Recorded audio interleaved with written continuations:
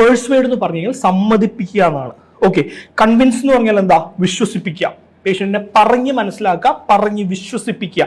അതാണ് കൺവിൻസ് എന്ന് പറയുന്ന വേർഡിലേക്ക് എത്തുമ്പോൾ. എൻകറേജ് ചെയ്യുക എന്ന് പറഞ്ഞാൽ എന്താ? ഒരു കാര്യം ചെയ്യുവാനായിട്ട് പ്രോത്സാഹിപ്പിക്കുക.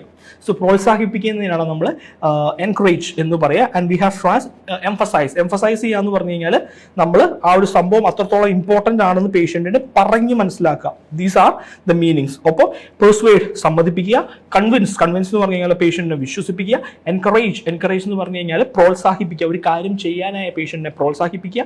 ആൻഡ് എംഫസൈസ് ഊന്നി പറയുക, ഉറച്ച് പറയുക, എന്ന് സ്ട്രെസ് ചെയ്ത് പറയുക എന്നൊക്കെ നമുക്ക് കിട്ടും. അപ്പോൾ എന്താണ് ഇതിന്റെ clue? The first clue that you can get from these words are persuade നമ്മൾ സമ്മതിപ്പിക്കുകയാണ് ചെയ്യുന്നത് അല്ലേ, കൺവിൻസ് വിശ്വസിപ്പിക്കുന്നു, എൻകറേജ് അത് ചെയ്യാനായി പ്രോത്സാഹിപ്പിക്കുന്നു, എംഫസൈസ് നമ്മൾ അതിനെ ഉറച്ചു പറയുന്നു.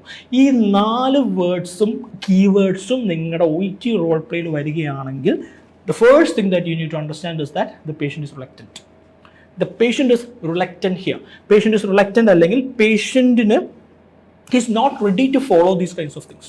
അല്ലെങ്കിൽ നമ്മൾ പറയുന്ന കാര്യങ്ങൾ പേഷ്യൻ്റ് റിലക്റ്റൻ്റ് ആയിരിക്കും, അല്ലെങ്കിൽ പേഷ്യൻ്റ് അത് ചെയ്യാനായിട്ട് പേഷ്യൻ്റ് ഒരു മടി ഉണ്ടായിരിക്കും. അപ്പോൾ ഒരു റിലക്റ്റൻ്റ് ആയിരിക്കുന്ന പേഷ്യൻ്റ് ആയിരിക്കണം, അല്ലെങ്കിൽ റിലക്റ്റൻസി ആണ് ഇവിടെ അവർ മുന്നോട്ടേക്ക് വെക്കുന്ന, അല്ലെങ്കിൽ നമുക്ക് അവർ ചെയ്യാൻ വെക്കുന്ന കാര്യങ്ങൾ. So persuade, convince, encourage and something is emphasise. These are reluctant ആണ്. അപ്പം നമ്മൾ പേഷ്യൻറ്റിനെ നമ്മുടെ ആ ഒരു ക്ലിനിക്കൽ കമ്മ്യൂണിക്കേഷൻ സ്കിൽസ് ഉപയോഗിച്ച് നമ്മൾ പേഷ്യൻറ്റിനെ പറഞ്ഞ് മനസ്സിലാക്കി ആ ഒരു രീതിയിലേക്ക് നമ്മൾ പേഷ്യൻറ്റിനെ പ്രൂൺ ചെയ്യാണ്, റൂട്ട് ചെയ്യാണ് ഇവിടെ നമ്മൾ ചെയ്യുക. Okay, IILT, it's my cup of tea.